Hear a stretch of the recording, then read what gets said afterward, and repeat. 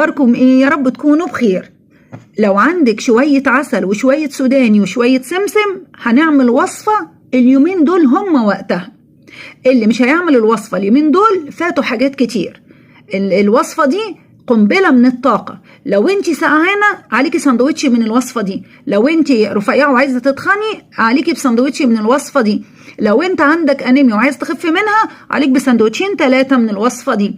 النهاردة مع بعض هنعمل الحلبة المعقودة او المفتقة.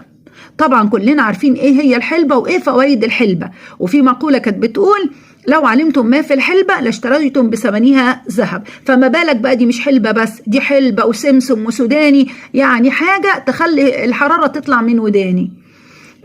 النهاردة هنعملها مع بعض بشوية خطوات. لو انت اتبعتي الخطوات وعملتيها بالطريقة بتاعتي لا هتسكر منك وقوامها هيبقى مظبوط، وكمان عمرها ما هتمرر منك.